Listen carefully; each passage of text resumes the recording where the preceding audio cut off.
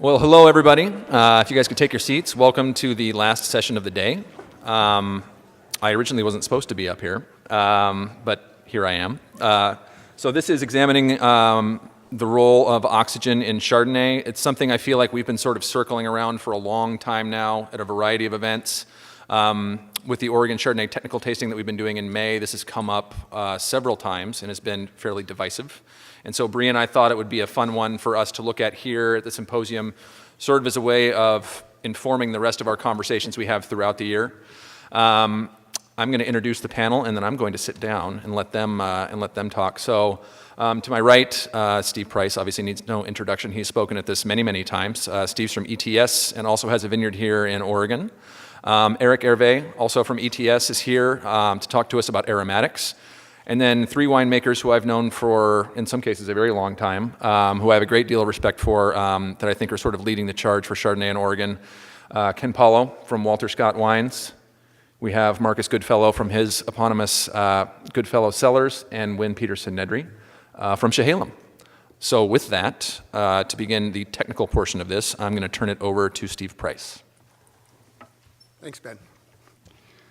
So Ben asked me to moderate this, but I'm a little too immoderate to do that, so I thought he'd do a better job. Phenolics in Chardonnay are a minor thing compared to a red wine. And really when you think, what's the difference between red and white grapes, it's surprisingly few considering how different the wines are. The main difference is the presence or absence of anthocyanins between a red and a white wine. All the other components in a red wine are there. And as this shows, a single gene mutation can turn a red grape into a white one. So Chardonnay has tannin in skins and seeds and stems, has flavonols like quercetin in skins, flavanthriols or catechins in seeds, cinnamic acids in the pulp and skins, and flavonones in skins, just like Cabernet. I'm going to go through them individually just because it's my job to show structures. Okay, so on the ETS, we do a white phenolic panel. We include gallic acid, which is a benzoic acid, which comes from seeds and also from oak cooperage. It's usually a marker either that the wine has been in oak or that it's had quite a bit of seed extract. This compound is going to get talked a lot about today. This is caphtoric acid. It's a hydroxycinnamic acid.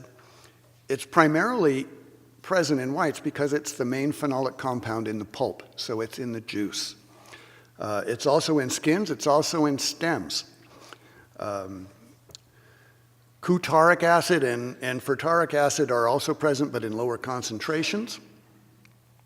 If you take caphtoric acid and oxidize it in the presence of glutathione, you create grape reaction product, which you'll hear about GRP. What's GRP? It's this compound. It's a product of enzymatic oxidation, and I'll talk about that some more. Caphtoric acid is also the base compound for caffeic acid. If you lose the, sorry, I'm going the wrong way here. If you lose the tartaric part of that on the right, you end up with caffeic acid. And that's present usually due to, again, an enzymatic hydrolysis. It's not particularly important in whites, but its parent cinnamic acids, p-coumaric acid, is the precursor of 4-ethylphenol. So it's important for Brettanomyces. If you're looking at enzyme products, you'll see low cinnamic acid esterase activity. This is what they're talking about. They don't want p-coumaric and ferulic, which is the precursor of 4-ethylguaiacol from Brettanomyces.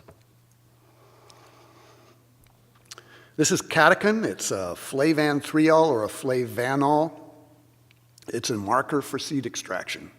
Usually there's not much in a white wine, but one of the white wines here today has some, and its presence, it usually indicates some skin contact time. Flavanol glycosides, quercetin, you've probably heard me mention that before. It's basically synthesized in grape skins in response to sun exposure. It's a good marker for sun-exposed grapes. It's also a marker of skin extract. It's in the skins. When you have a lot of skin extraction, you get a lot of quercetin. We have had examples of its hydrolysis product, flavanol aglycones. They just lose their sugar and become this compound, but this compound is particularly insoluble and occasionally forms a bottle precipitate. And we have seen Chardonnay bottle precipitates of flavanol glycosides. And the only time that would happen is if you have excessive sun exposure and skin contact combined. So you have to pull all your leaves because you're scared to death of mildew and then decide to make an orange wine and then put it in the bottle. And you might get this. A flavanone is a stilbin. It's a marker. Again, the sensory significance of it is not great, but it tells me how long the fruit's been on contact with skins, and you'll see some examples of that today. On the tannins, there's two sources of tannins. One is oak. So if you have oak tannins, you'll get hydrolyzable tannins, which are combinations of gallic acid and ellagic acid and sugars. And we don't measure that one much. Sometimes we'll see evidence of it, but usually they disappear in wine. They combine with other components, and they're difficult to identify. But we do see condensed tannins. So these are the tannins of red wine. Catechin, epicatechin, epigallocatechin combinations. And as white varietals go, Chardonnay is relatively a low tannin varietal. So of the white varieties we normally work with, Sauvignon Blanc would have the least tannin. Something like Viognier would have high tannin, and Pinot Gris, Gewürztraminer would all be high tannin white varietals. But Chardonnay is relatively low tannin, and you'll see relatively low tannin values in the wines today. So back to caphtoric. The importance of caphtoric is it's really deeply involved in oxidation, enzymatic oxidation of juice. The presence of two adjacent hydroxyls or vicinal hydroxyls allows it to interact with oxygen and then to become a very reactive product. Polyphenol oxidase and oxygen will combine to form a quinone. I'll show you a structure of that in a minute, and then in the presence of glutathione, you get to GRP. This work was first done in the 80s at Davis by Vern Singleton, Michel Salk, and a couple of others. I put this up here, first of all, because the work they did in the 80s was pretty amazing. But second, Vern passed away 2 years ago, and Michel Salk passed away this last year, and they were both really nice people, and this was a great piece of work. What they figured out is that in the presence of oxygen and plant phenolic oxidases, you can form a quinone. Quinones are not something that you find in wine. It's not like, let's go measure how much quinones are there. They're an improbable compound. They are so reactive that they don't stay. They immediately react with something. I was trying to look for an analogy, and all I could come up with is they're a moment. They're just something that passes through, because they will bind to something or another. So once you form a quinone, you can react with glutathione and other thiols, including cysteine, an amino acid, or aromatic thiols. And much of the interest in glutathione has to do with the fact that with oxidation reactions, glutathione may protect aromatic thiols that you find desirable, particularly in a Sauvignon Blanc, but sometimes in a Chardonnay. If you use up all of the glutathione, then you form brown polymers in an oxidative reaction. So it'll turn around and start reacting with anything else, forming large complexes that are what you see as brown in a juice. So this chart shows time. It's a time study, an oxidation study. The red is caphtoric acid, so that's the cinnamic acid in the juice. The blue is glutathione. And the green is a grape reaction product, or their combination. And really the key to this chart is the time. Half of it's gone in 1 minute. Half the glutathione, half the caphtoric acid disappears just like that. The way I did this trial is to take grapes, put them in a Ziploc bag, crush them and pour them into a tube with SO2. But if I put SO2 in the bag before I crushed them, I got twice as much as I did crushing it and pouring it into a tube. Just that crushing it and pouring it into the tube. Half of the oxidation reactions in that wine had already occurred. So enzymatic reactions are very fast. And when you're thinking that you're being reductive, you've got to be pretty darn fast. The inset there is browning at 420, and you can see that as the caphtoric acid disappears when glutathione is gone, then it forms brown products. If you look at grapes with a different relationship of glutathione to caphtoric, here these grapes had twice as much glutathione as caphtoric acid. Within a minute, the caphtoric acid's gone. There's still glutathione there. It continues to decline because it's acting as an antioxidant and can actually, on its own, trap oxygen. But you see there's no browning. Glutathione is a compound that is it's 3 amino acids. It's a nitrogen-heavy compound. Oregon wines tend to be, particularly Oregon Chardonnays, tend to be low in nitrogen, and we tend to be low in glutathione. One of the things that hasn't really been done here is to look at manipulating nitrogen levels in the vineyard in order to enhance the content of this natural antioxidant that's present in the juice. Higher nitrogen, higher glutathione. Usually it increases with your alpha-amino-nitrogen or your NOPA value. And we did trials with ERAF a couple years ago where they showed that foliar applications of nitrogen were effective in raising glutathione levels in juice. Just a couple of slides from a skin contact trial. This shows extraction of tannin, and this was just a bench trial, but to demonstrate, the blue shows grapes with no SO2. The middle one, the red one, is 50 parts per million, and the yellow one is 100 parts per million of SO2 added at crush. And you see that with skin contact time, they increase, but SO2 increases extraction, and that's something I've seen over and over again. It has it's either preserving extraction products or acting as an extractant itself.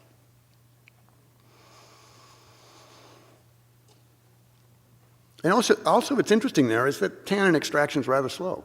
You're not getting a lot of, and people who can mechanically harvest Chardonnay can actually have considerable leeway, at least about extracting phenolics. This is a stilbin, again, as a marker of skin extraction in this same trial, showing both that it's even more sensitive than tannin to extraction, and also that SO2 is interacting and increasing the amount of stilbin that's being extracted. So increasing skin extraction with SO2 additions.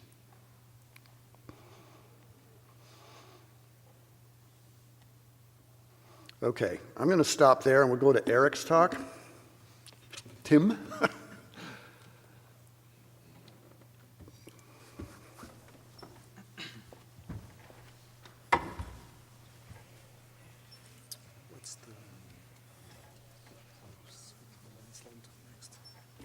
So right is forward.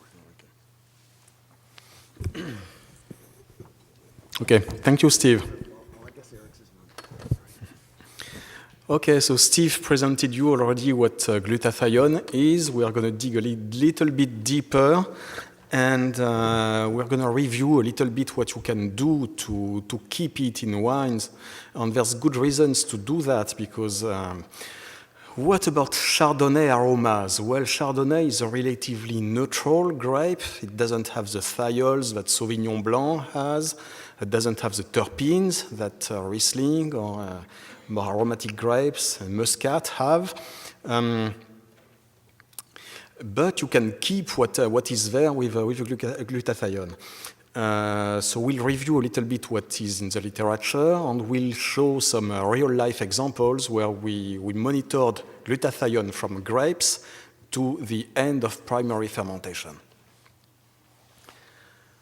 So glutathione, as Steve showed you, that's a tripeptide, so 3 amino acids with cysteine in the middle, which has a thiol group, and that's what is responsible for antioxidant properties. That's a widespread, commonly distributed in the live microorganisms. I mean, even us, ourselves, what protects our cells from oxidative damage is primarily glutathione. Okay. So obviously it's present in grapes, in juices, and in wine. There's been some interest in wine research recently. Now it has found applications because any winemaking supplies distributor has some products, some fermentation aids or fining products that can boost the glutathione levels in wine. So, different reasons to do that. First, the demand for fresh, varietal white wines. So, Chardonnay, I wouldn't put it in that category, but rosés. But basically, most of these wines have aroma compounds that are extremely fragile. So, contact with oxygen, and you can lose them quickly. And you have wines with a short shelf life. Turns out that glutathione gets oxidized itself instead of these compounds and can protect them. Untypical aging, so that's something that has been described with German wines, mostly Riesling. And the end product is a formation of a compound called orthoaminoacetophenone or 2-aminoacetophenone. It has a floral character, but relatively heavy, not like fresh flowers. Turns out that this is not restricted to Riesling. You can get this compound in other wines, including Chardonnay. And it seems to be linked to hydric stress in vineyards. Turns out that glutathione inhibits the formation of this compound. So on one hand, it protects fragile aromas, but also it prevents the formation of other aromas that interfere with them and give not as fresh odors. Premature oxidation of white, so premox, described with Chardonnays. It's been a problem, especially in Burgundy, mainly with high-end Chardonnay aged in barrels. And they turned out not aging as gracefully as they should.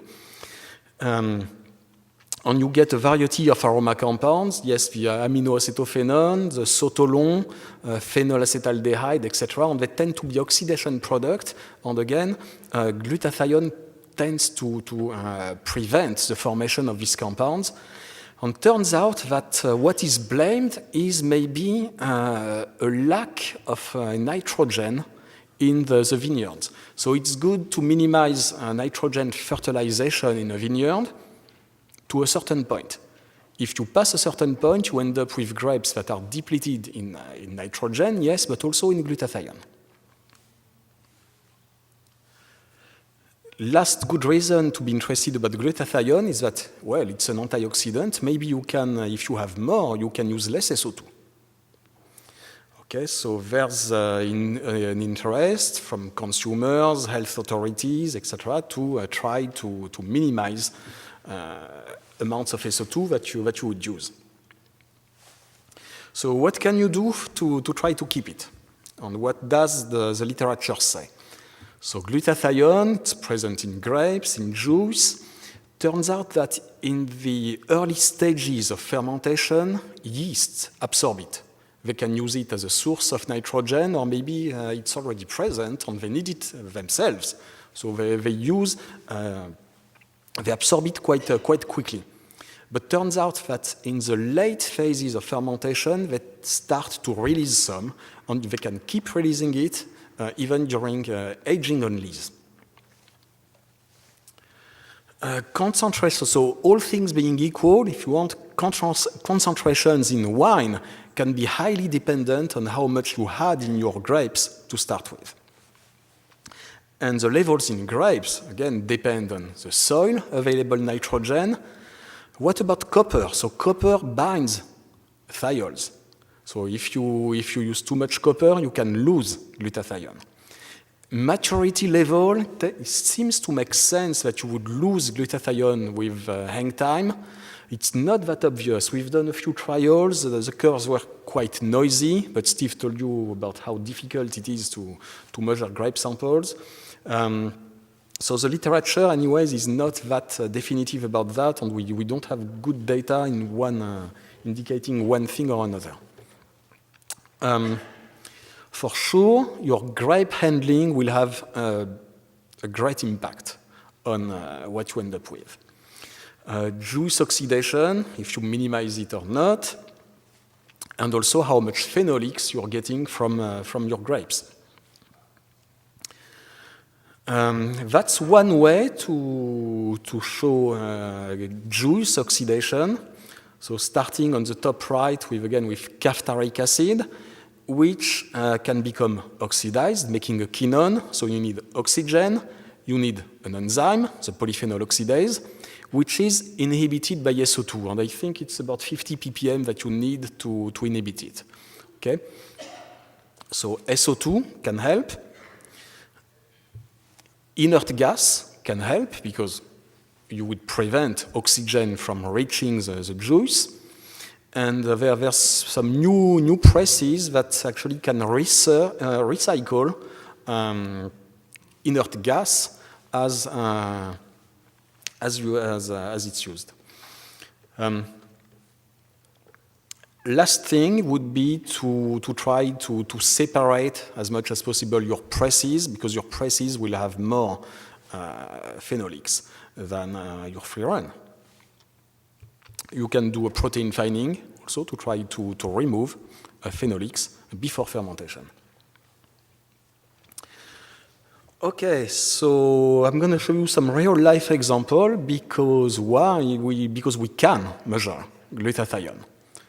It used to be something only done in research labs, but we have this cool instrument that is HPLC coupled with a triple quad mass spectrometer. It's actually 3 mass spectrometers in a row, and we need that to get rid of interfering compounds and have a very selective and sensitive detector. So sensitive may be not that important. We're looking at ppms, but selectivity is. Okay? So that's the way it works, but I won't detail that. If you want to send samples, you can send grapes, but try to send the grapes as undamaged as much as possible.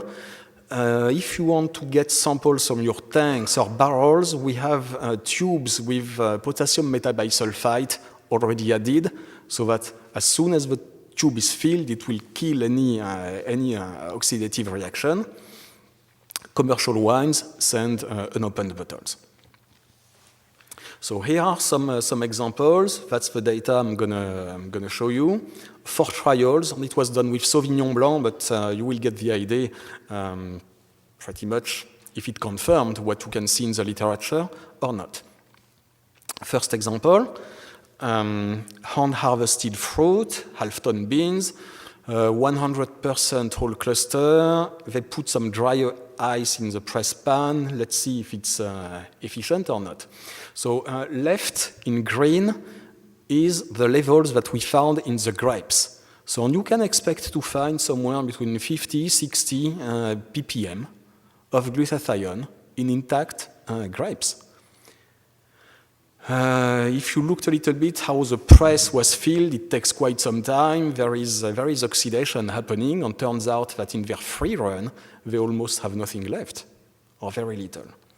They have more in the first press, probably because they're popping up new berries, no oxidation had time to happen yet.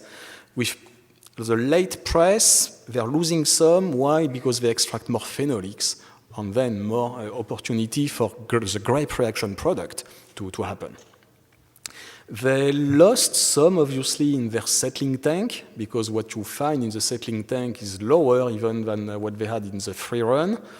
They didn't lose much during racking. It's not always the case. And by the end of primary fermentation, they gained some, as the literature tells us, they gain about 7 ppm here. Second example, that's machine-harvested fruit, press loaded with a conveyor belt. That's a fairly big winery. They try to put some dry ice in the press pan, but not sure it's really efficient. Still, surprisingly, in the grapes, there was about 40 ppm of glutathione. I expected more loss than that, but still pretty good. But in their free run, press 1, press 2, it's almost all gone again. Settling tank, they lose even more, only 1 point something ppm left. Racking, they don't lose any, but there is so little anyways. And they gained about 11 ppm by the end of fermentation. So the yeast released released quite some significant amount here. It doesn't make up for what was present in grapes to start with, but quite significant.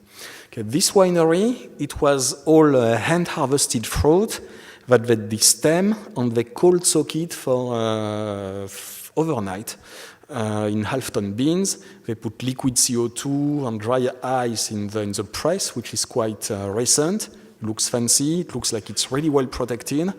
And then they barrel ferment. In their grapes, about 50 ppm.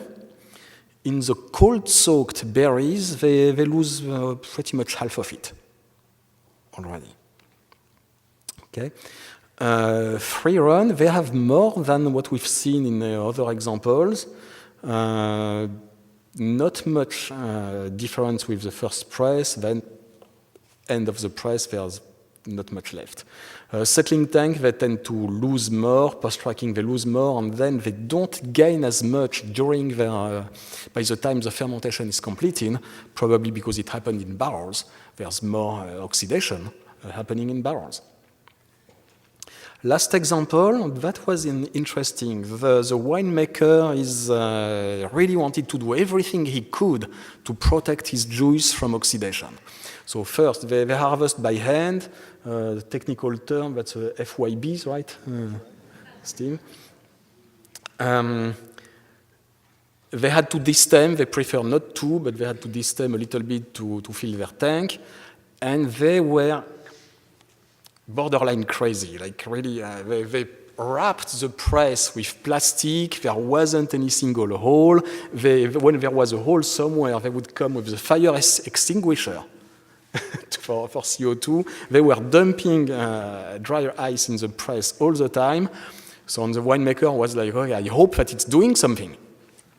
Turns out it does. So first, they had more than anybody else in their grapes to start with, but look, in the free run, 44 ppm, that's huge compared to what we've seen before. And then with press, they lose more and more. Settling tank, they still have almost 20 ppm, it's 16 or so, 15. They lose some by the time they rack. And they gain about 10 ppm or a little bit more, maybe, or 7 or about 10 by the end of fermentation. So they end up with about 24 ppm. That's high. Typical target for basically you want to try to get between 5 and 10 ppm by the time you bottle. It seems to be the sweet spot. Too much, and you might have some reductive characters happening in bottles, sulfides, and it's especially true if you do additions right before bottling. There are some products that contain glutathione, and adding them before bottling, be careful with that. If you add too much, you might end up with sulfides very, very easily. Okay, so too much of a good thing might not be a good thing. Okay, so that was so to put all the data together, you see the last example with obviously the reductive, an example of reductive winemaking, or at least winemaking pressing here. And that's what I had to say.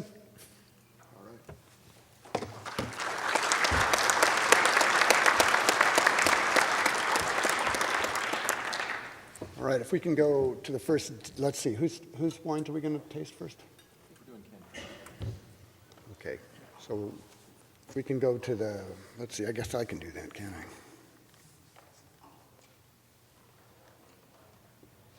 There we go. Do you want to see your data? No, it's fine. It's okay. Okay, well, first off, thank you for having me. Get on there.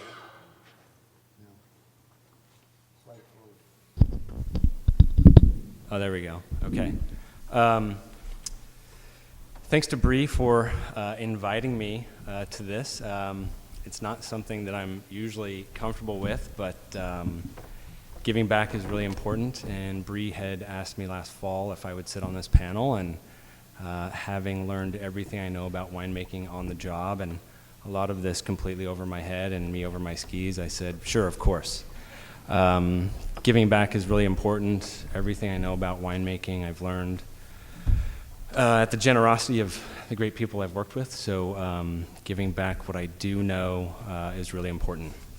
And it's incredibly exciting times for Willamette Valley Chardonnay, and anything we can do to propel that conversation forward, I'm happy to contribute to. So the things I do know in making Chardonnay and the things that I pursue, I find them to be in that reductive camp. I am pursuing wines of freshness, minerality, tension, precision, throw out whatever you want to say there. And in doing that, I try and get my hands on the best fruit I can get my hands on, and try and coax out those qualities in wine that I crave. And in the end, I make wine for me, and using people that and wines that I admire and want to strive to be like. So in fashioning our wines, if you will, and how we approach things in the cellar, it is to try and do everything with as little oxygen as possible. The wines are completely whole cluster pressed. We gas our tank. We sulfur the press pan, dry ice, very little or no settling. Once wines are in tank, we then will, again, so let's go back to the press. I'm getting a little off track here. So in pressing, which I think is one of those critical points, obviously, in making Chardonnay, I think it's sometimes not given as much attention as it should be. I think sometimes presses are loaded up and they're like, okay, it's going, hit that pump, let's just run this into the tank and go. We are very diligent in our sulfur adds, making sure that sulfur is in there, CO2, stir it, and make sure that it's in contact with sulfur as much as possible the entire pressing process. Our press cycle is essentially a cycle that I stole, well not stole, Dominique Lafon was very nice to give me his press cycle. We just modified it to suit our needs. And some of those needs were oftentimes, as we pressed harder, seeing that pH go up. Being one of those that pick on pH, somewhere between 3.1, 3.05, 3.1 is what I usually try and pick at. Seeing that go up, we backed off and have adjusted that press cycle. And given that he was so nice to share it with me, if you guys get my email, I'm happy to share anything I know press cycle-wise, whether it's Rouleau or Lafon, with all of our friends out there. So the first 90% goes to tank. All the sulfur, etc. I run multiple screens as I go to tank, because in the end, I don't want to have to deal with lees selection. I want to take everything to barrel. The last 10% we do oxidize, so sulfur, CO2 the first run, and then in a separate tank, we'll run that last 10%, oxidize it overnight, incorporate it, and then in the end, after 1 to 3 days settling, go to barrel. Once in barrel, prior to that, I've set up pied de cuve or starter. We do wild yeast ferments. I'm not afraid to inoculate, and I do inoculate my topping tank in the end, just because I hate stuck fermentation restarts, and throwing a good finisher in your topping tank to help gobble up that last bit of sugar works for me. So once in barrel and fermentation's going, we check ferments every day, every barrel. Detail is, I think, the most critical thing in making Chardonnay. I mean, making all wine, but I think white wines, given the crutches we don't have to rely on, tannin, although there's some, we don't have much color. Every little thing we do to it is magnified, but you have to pick your points and really, for me, pay attention to it. So that's every day. Batonnage only when it's needed, if a fermentation stops or slows down.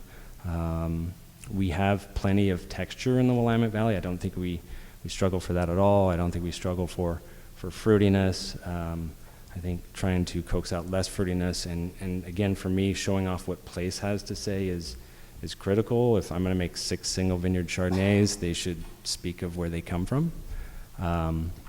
So not a lot of batonnage. I usually don't add yeast nutrient. If the wine asks for it, then I will. But really, it's basically just listening to the ferments and trying to figure out that next step. So once fermentation's complete, about halfway through fermentation, I start topping. Again, there's plenty of CO2 in the barrel, but part of it is by the time I'm done fermenting, I don't want to have to go back and top them up really high, but as much as possible, I'm topping probably halfway through ferment, using specific gravity.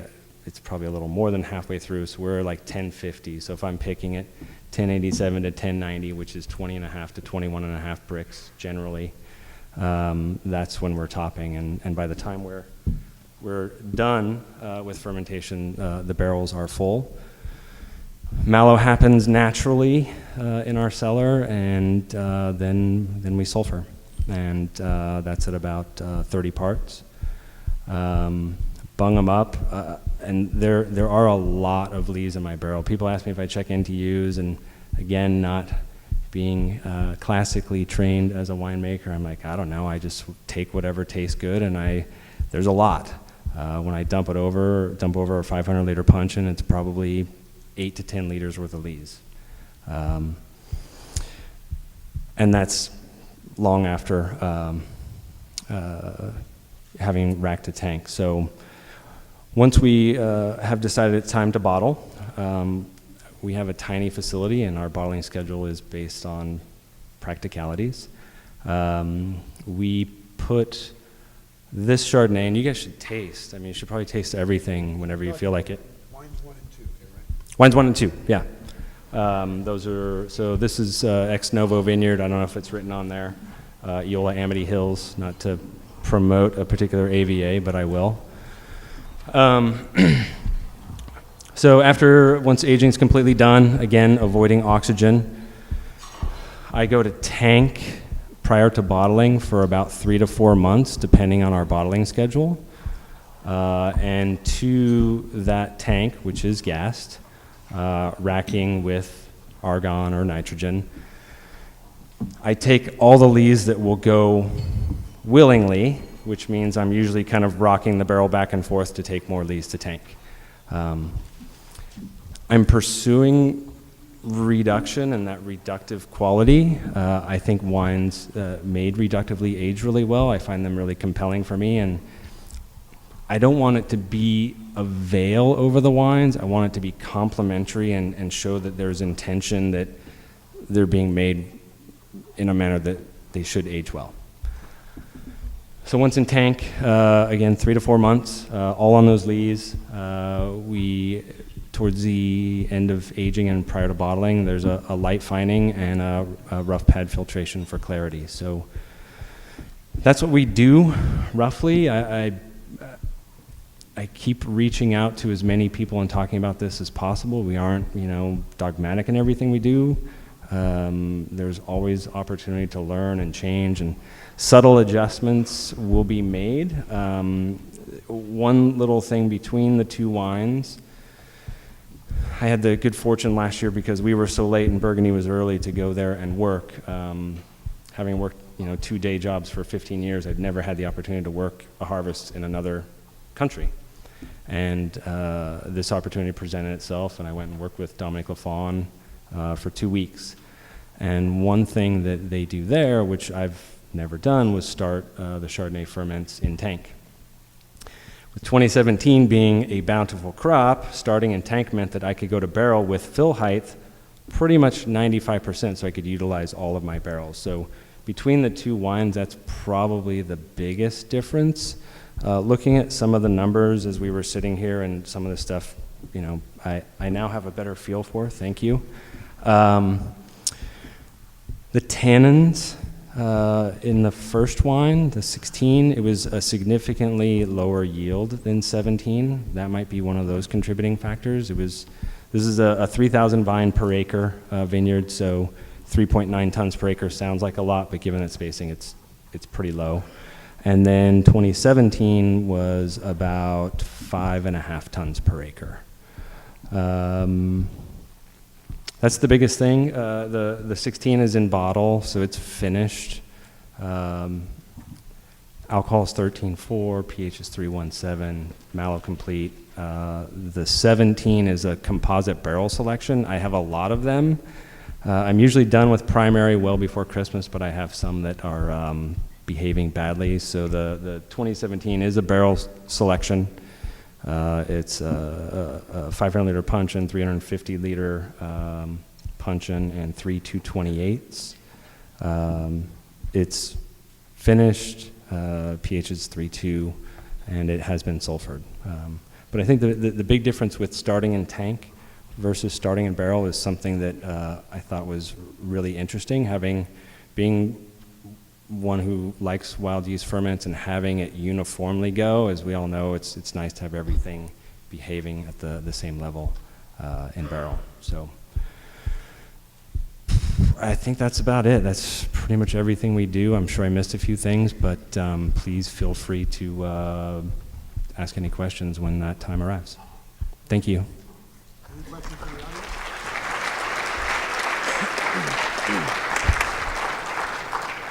Any questions? There's a phone app up here, but I don't see any incoming questions on that.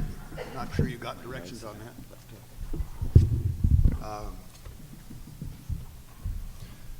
But, I'd like to comment just a little bit. You'll see that GSH means glutathione. That's the SH stands for the thiol group. All of these wines have very low glutathione that you're going to see. I mean, it's none to a little. I don't really know, because these are the first Oregon Chardonnays I've looked at, whether that's the norm or an anomaly or an analytical issue, but I think it's interesting, really. The tannin, I think, as you noticed, is probably the most telling feature that's different here. For Chardonnays, the range that you'll see in tannin is from about 6 to 25, and 25 would be pretty harsh. So this is somewhat in the middle of that group, and neither one seems out of line, other than having low GSH. And it is interesting that the 2017 with higher caphtoric acid and lower GRP is probably the wine that saw a little less oxygen, would be my guess. Okay, go on. Thanks, Ken. Marcus, you're up. All right. Again, thank you for having me as well. I'll try to cut to the chase here. I think Ken commented on, there were two things that stood out to me in what he talked about that go beyond individual process. The first is get good fruit. That's probably the single most important thing anybody's ever said to me. Thank you, Andrew Rich. Beyond that, the next one is detail orientation. Much like Ken, I'm not going to sit up here and be the technician. That's not my job. I look at it a little bit like these guys are the engineers that design a race car, and I'm a driver. All I have to do is get in, put my foot on the gas, and make sure I don't take it off the road. The detail orientation is really the earlier that you see something, the faster you're going to be able to make a correction, or the faster you're going to be able to start your thought process on what's happening in front of you. So I try to look at things as much as possible. Our processes are quite different. Ken and I love Ken's wines. The first time we talked about Pinot Noir, I just about fell off the chair that I was sitting on because we don't do anything alike at all. And that became kind of one of the more magical aspects of wine production for me. Chardonnay for us, the basic process is pretty simple.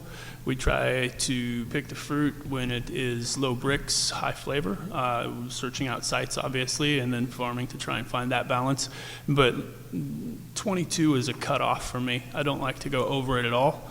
Alcohol inhibits aromatics, and so we try to make sure that we're somewhere between 12 and 13, and we're in barrel for quite some time, so sometimes there's an opportunity with evaporation to elevate.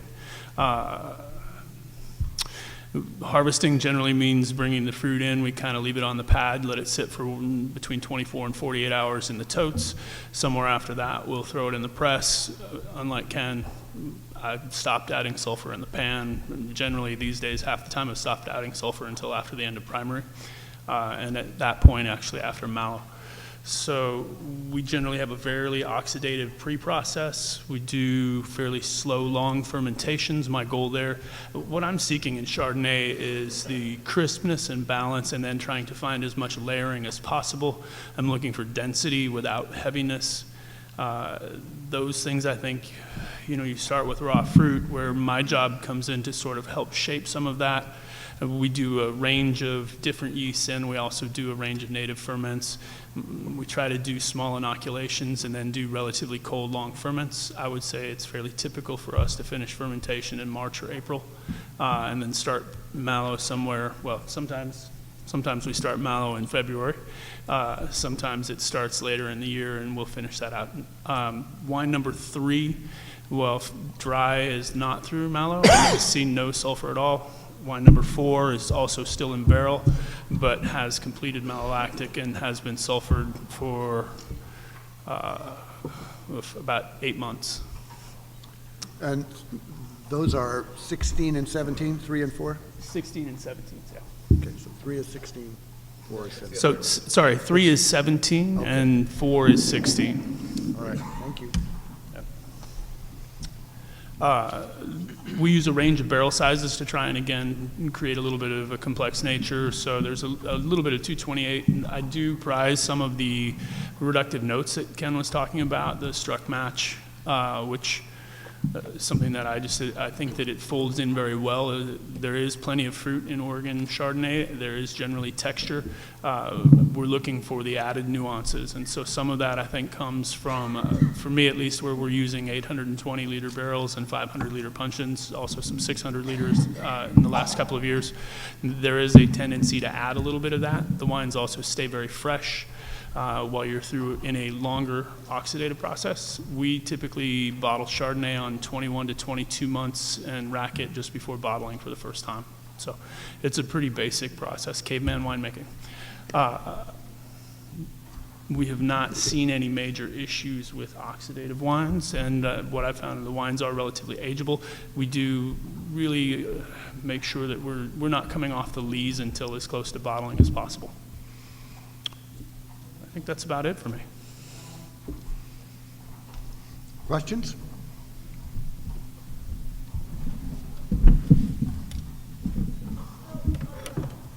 There's a microphone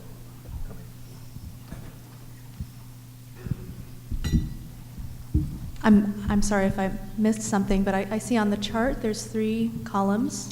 There's 2016B, 2016, and 2017.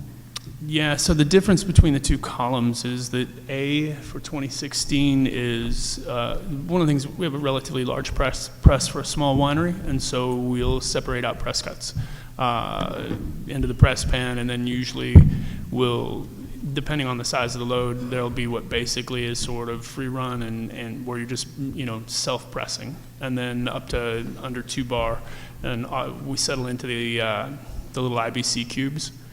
And it's fun to kind of see the difference. So A is basically the front end of the press cycle, and then B is the back end of the press cycle. Okay. And sorry, what you have is actually A. And what we In have is terms of in the A. glass, you're tasting A, yeah. Yes, and at what time point were those compounds all measured in the wine? What was that, a week ago? So these are all samples that we gave to Steve very recently. Okay, thank you. I guess I'm up next. My name is Wynne Peterson Nedry. I'm at Chehalem Winery, and we have 2 Chardonnays today. So it's a little bit confusing because we did a bunch of different experiments this year. We always do a lot of experiments, whether it's for white wine or red wine. This year happened to be with Chardonnay we were focusing on. So we did an oxidative treatment of Chardonnay juice out of the press. We did a reductive treatment of Chardonnay juice out of the press. And then we did another press load where we got the free run off before the press really started ramping up at all. And then we did the second portion of that, so all the pressings after that as a harder press. So the 2 wines that we have at 5 and 6 are just the oxidative and reductive trial. So it's actually backwards on your in your glasses. So reductive is number 5, and oxidative is number 6.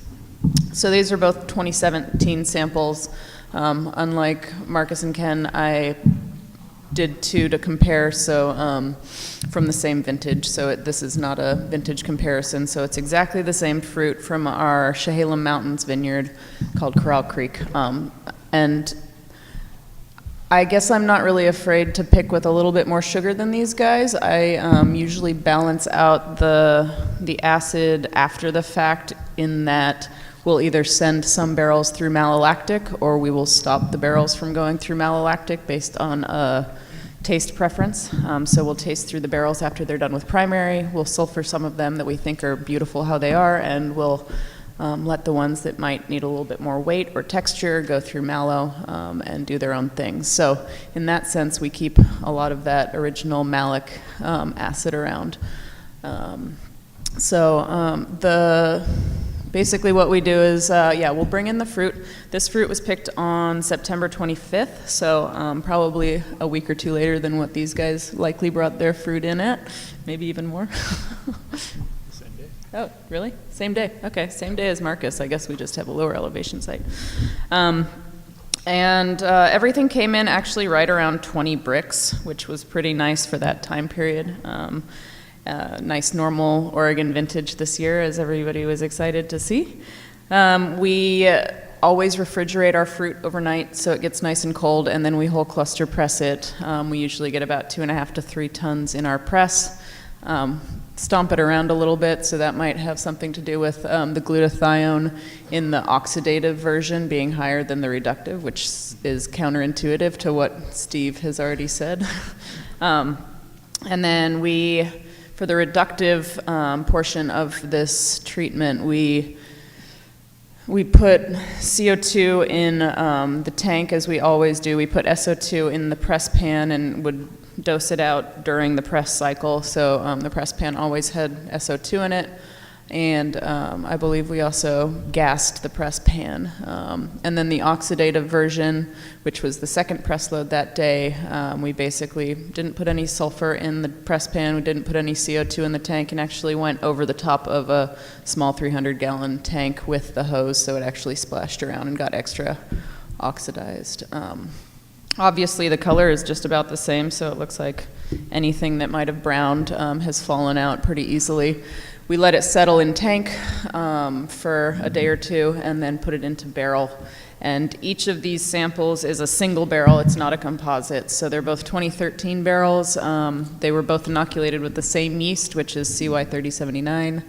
And they were both put through mallow with non-diacetyl producing bacteria called Cine. So both of those are in the middle of mallow right now. They have not finished. So I put a little bit of SO2 in the bottle before I pulled all these samples, which is maybe why some of the aromatics are a little muted. But you can definitely see a difference, I think, on the palate between these two. That's where I get the most difference. I don't know if I even have a preference right now. What else? Anything? Yeah, that's pretty much it for us. If you have any questions, please let me know, but yeah.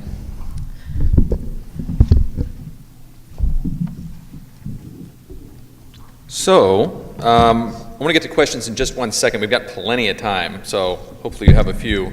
I did want to put Steve on the spot just a little bit. Most of us saw this data for the first time today. You've had at least a slightly larger amount of time to look at it. For those of us, I mean, I've never run a lot of this analysis before. I've looked at tannin in white wine before, but kind of just as a means of figuring out what went wrong. Steve, I'd be curious to know, just with a small sample size in a vintage, kind of what your impressions are of the data. I think my impressions go back to Eric's presentation, where the differences between oxidative and reductive, when you're talking, is not necessarily what's happening in the winery. I think generally most of the winemaking is moderately oxidative, unless you're taking extreme measures to make sure that it's not. And as Eric showed, that has to be quite extreme. Really, from a point of view of oxidation, these are all very similar, and very low in glutathione. They're not as low as all organ wines, as I just received a text. We've looked at seeing some Chardonnays up to 12 with glutathione levels. I worry just a little about how they were handled and possibly that they were a little old by the time they got analyzed. They had to wait for several days before we were able to analyze them. But really, the tannins are all moderate. The two tannins that are high are the two pressed wines. Mm-hmm. That makes sense. There is a correlation in the data. I didn't show it to you, but there is a correlation between a stilbin and tannin. It's quite strong in these, showing that the tannin that's here is skin tannin and just extraction. The only wines that have any evidence of catechin was one of the the hard press wines. Actually, the two hard press wines both had slight seed extraction. These are low tannin, low phenolic wines that are surprisingly similar. Okay. And then one quick question I have for the panel. Could you guys just quickly say where the vineyards that you source from are, soil type, and if you at least have it in the back of your head somewhere, the yan you were dealing with? So, say again? Vineyard, soil type. Okay. Vineyard is ex novo, Eola Amity Hills, and the soil is Gelderman. There's 3 different rootstocks and at least 15 different clones there, by the way. Oh, and the yan ex novo is usually, if it's ever over 120, I'm pretty excited. It's usually pretty low. And I didn't adjust anything on it either year. The samples here are from Whistling Ridge and the Ribbon Ridge ABA, and yans are typically, it seems, anywhere between a low of like 80 but more often somewhere between 120 and 145. And like Ken, we don't adjust. And ours was from Chehalem Mountains ABA, the Corral Creek Vineyard, which is a Windblown Lus, the Laurelwood series. And our yan for the oxidative was 81, and the reductive was 101, so approximately the same. And it's own-rooted, older clone Chardonnay that had been, it was grafted over from, I forget what it was before it was Chardonnay, but it was grafted over in the 90s to 76 clone, I believe, cane pruned. Okay. So we got a few questions. The first one is for Steve. How are you measuring tannin? Is it 280? No, we're doing this by HPLC. So we're measuring, we create a peak out of larger polymers. So these are polymers that are tetramers and larger, primarily condensed tannin, not protein precipitation assay. All right. Question specifically for Marcus. Are you doing any stirring? We typically stir once kind of, or twice maybe at the end of primary, just to get it to be completely dry, and other than that, no. All right. This is for each of you three at the end. Ken, I think you spoke to this a little bit. How long in general, with these wines specifically, will you guys be in barrel? Well, for the, and to be clear, the first wine is, I think you guys know, 17 versus 16. It's 12 months in barrel. It kind of depends on, for us, when harvest happens. I mean, if we're picking in September, I'm in barrel a full year, which is great. If we're picking in October, I might get almost 13 months. So with the 16 ex novo, we did get closer to 13 months in barrel, and it's a variety of sizes. For those that care, the new wood component on both is about 45%. We're typically in barrel until, well, it's 21 to 22 months again, depending on whether we're picking September or October. And these wines for us would probably be, I mean, we don't make a single vineyard from this, but it would probably typically be in barrel for about 10 months. So we usually empty them right before harvest so we can fill them again. Okay, next question is for Eric. This has lots of quotes in it. Is the GSH being bound by yeast early in the fermentation, then released later, or is it consumed, then synthesized and excreted?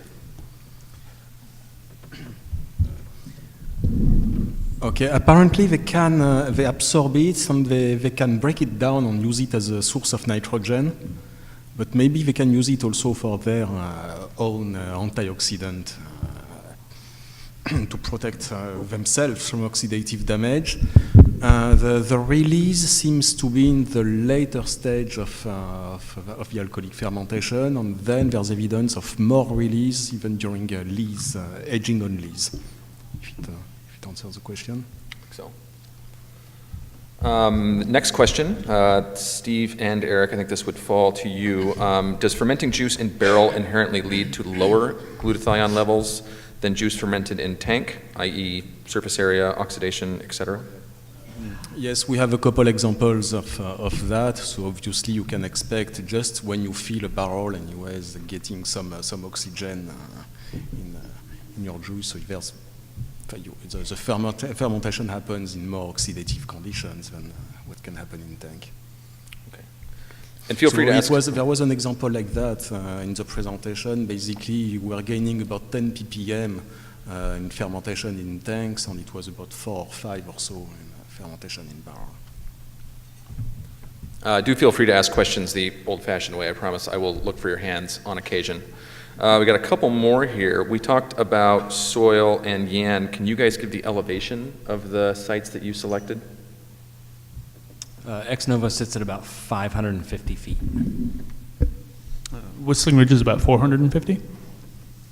And Corral Creek is about 400, 450. And then Ken, for you, how far through did the ferment go before you went to barrel with the in tank? With that wine, I was almost dry. I underestimated yields this year, and shocking, and had to order a lot of barrels to put all the Chardonnay into. So I had Chardonnay sitting in tanks everywhere, and most of the 17 was probably, specific gravity was probably like down close to 1,000 by the time I went to barrel. Not optimal, but you make adjustments on the fly when you're in a tiny cellar and you've wet the bed in your yield estimates. Okay, do we have anything from the floor? Got a little bit of time left. Can we get a microphone over to Patty?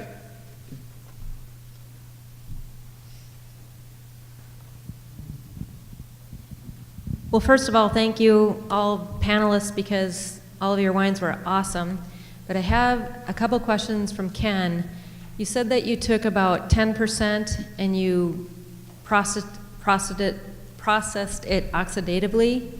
Yes. And then is that what you used to top off the barrels as you were? No, I incorporate, so day 2 after pressing, I incorporate that 10% back into the main pressing. Polyphenolics, I think a little bit of tannin. It's just something learned along the way. A number of producers I admire in Burgundy again do it, and I like what it does. So that is incorporated before going to barrel. Okay, we have another one that just came in here. This would be for three of you. When discussing adjusting or not with Yan, can you speak to nutrient use at all? And a follow-up to that would be, if reduction is seen, how do you mitigate it and when? Wynne, we can start with you. I'm not afraid to use nutrients. In fact, we usually aim for bumping up the Yan to about 250 total based on what it comes in at. So we look at those numbers and then give it a first feeding when it's healthfully fermenting, so at about 18, 17 bricks, something like that, and then adjust a little bit more as needed throughout the fermentation, and usually that keeps any kind of major reduction from forming. We are pretty sensitive to reduction because everything that we do goes under screw cap, and if you have reduction there to begin with, then it's a lot harder to get rid of it, and it will only exacerbate it under a tin liner. But if it's not there when you put the wine into bottle, it will not form. So we've learned that very well at this point, and we try to make sure that there's no reduction when it goes to bottle, so it won't crop up later. So, but yeah, we intentionally feed it so we have a nice clean ferment and we're a very precise winemaking type of style. So this is fun because we're about the opposite. And there's no right way to do this stuff. It's just have fun at it and figure out what works for you. Typically for me, unless Yan is below 100, I'm not going to worry too much about it. We deal with, one, we're picking at relatively low bricks, and then the second thing is that we're working on controlling reduction only to some extent. Like I'm actually actively looking for touches of it. But cold beginnings to the fermentation mean that most things take off fairly slowly. We spend a fair amount of time kind of trickling things out the back. And that length of time for the fermentation process generally alleviates any real major issues with reduction. My threshold for reduction is pretty high, so generally, unless the tank is really stinky, I won't, or barrels are really stinky, I'll just let it ride. But I'm happy to add a little depth, or I might just, if it's stinky, I'll stir it, or maybe rack it just to give it some air. But I'm pretty comfortable, and I think, like Marcus says, élevage and that time in barrel and what that can become and incorporate, and the positives of it for me, I'm willing to just let it ride out most of the time. So Eric, the next one's for you. Would you expect glutathione to increase or decrease through aging? It can only go down. Yeah. It can only decrease. That's aging in the cellar, not in the bottle. I was thinking in bottle. Okay. Then in the cellar, it depends on contribution of lees. As I said, there's some evidence of some release relatively late with aging on lees, bâtonnage. How significant it is, maybe not that much from what we've seen. Okay. The question for Wynne specifically, how much stirring are you doing? We definitely like a little bit of added body for with stirring. So obviously when you're bringing in fruit on cooler vintages especially, we'll do it probably once every 2 weeks right before we top. So give it a little bit of texture and some yeast time. But we also, once it's done with mallow, we'll usually just let it chill out and stay. We'll taste through also throughout the every 2 week stirring process, and as soon as we think that we have enough texture and influence from the yeast, we'll stop stirring. And then this would be for the three of you. Do you guys have any issues going through malolactic, given your style, in a vacuum in a given year? Do we have any trouble? Issues, yeah. No, well, 2 years ago I had 2 barrels that wouldn't finish, and I did everything I could to make them finish, and then I'm like, all right, you guys are just never going to finish, so I just blend them into a different cuvee, but in general, we never have any issues finishing mallow. Only time that I had issues finishing malolactic was in vintages where it was hot and we didn't have access to the cooler, and we were using sulfur at that point in a heavier way to try and make sure that we had time to settle out the heavy lees, or to just simply get the 24 hours as juice in order to come off of the gross lees. But I'd be honest and say that that was 14 and 15, and I didn't really mind having the malic at the end.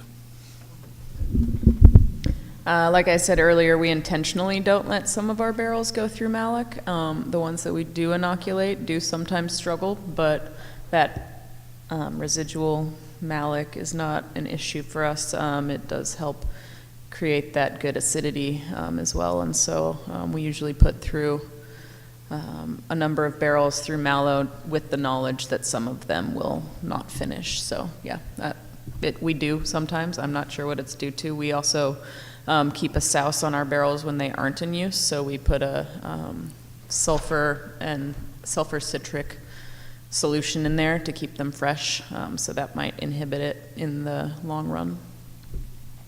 Okay, and I think this one certainly would be aimed at the two of you. Do you have any resource suggestions for someone who wants to learn more about this topic but may need a little more rudimentary information? Steve specializes in rudimentary information, so.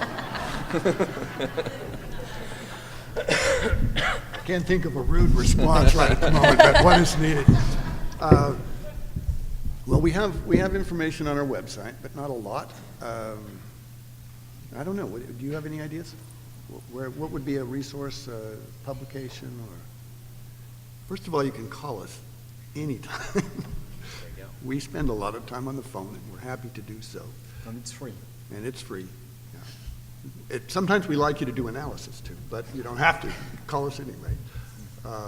But we haven't published a monograph or anything. There is information on the phenolic reactions I talk to in almost any wine textbook. So if you want to go back and look at those, or maybe buy one for the first time, you could do that.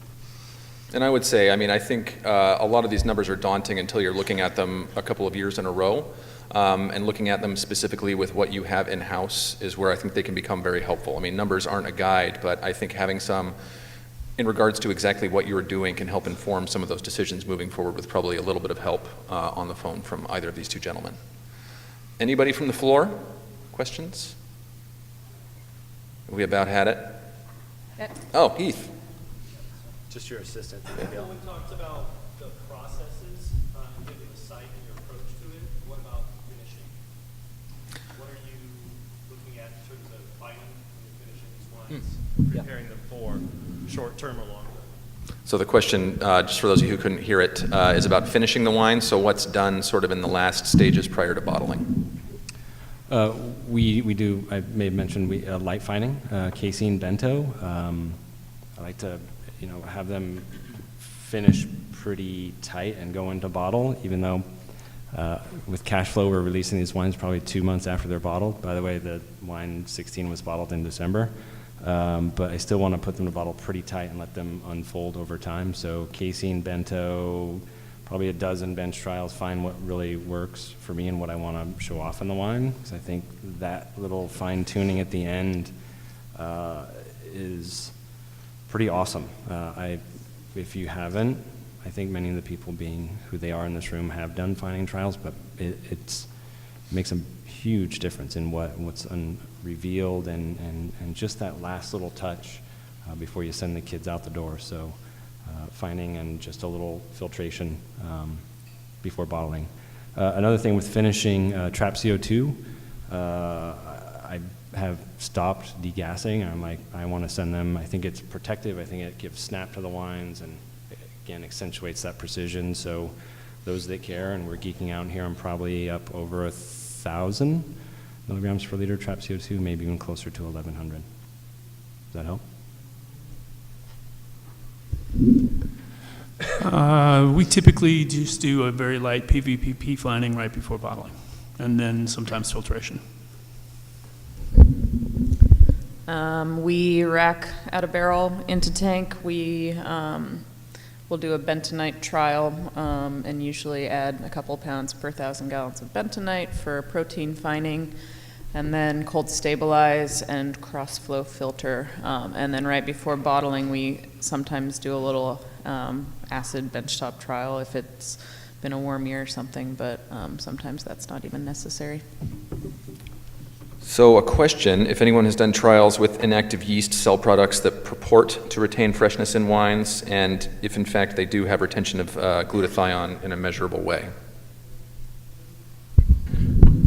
Okay, so about commercial products that supposedly boost glutathione production, if you use them, I would clearly recommend that you talk to the supplier and get the most information you can, because we've seen a lot of trials that failed, and we see some that are very successful. And really, the key is to get the right information from the supplier, knowing when to use it, what amount, the mistakes to avoid, etc. We've seen trials where, yes, it works, definitely. And since I've got you here, can you talk briefly about GSH in red wine? In red wine, it doesn't exist. Okay. Okay, anybody else? If you could all join. Oh, Michael. We've had 5 or 6 years, 1 years in a row, my perspective, if we have a 2010 or 2011 again. We've had 5 or 6 warm years in a row with Chardonnay. If we had a 2010 and a 2011, would your approach from a reductive versus oxidative process be very different than what you're currently doing? I don't think so. I think I would, ultimately, I think, showing off what the vintage has to say and what a vineyard has to say, I think I would pretty much approach it the same. Definitely have to chaptalize, which I don't have a problem with at all. So, no, I think I would approach it exactly the same.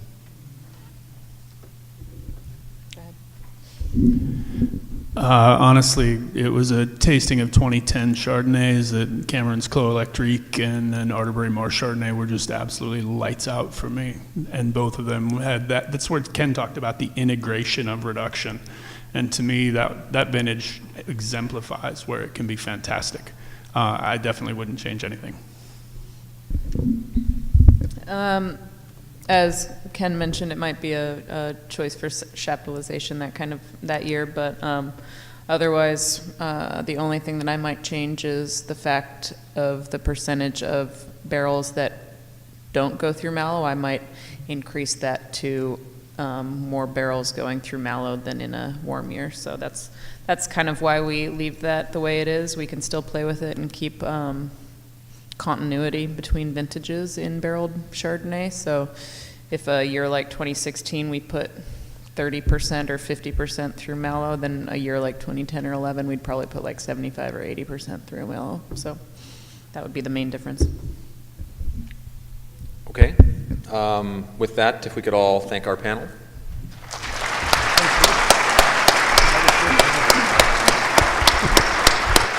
And thank you all very much for your kind attention. I know it's the end of the day, and I appreciate you guys sticking around. Thank you.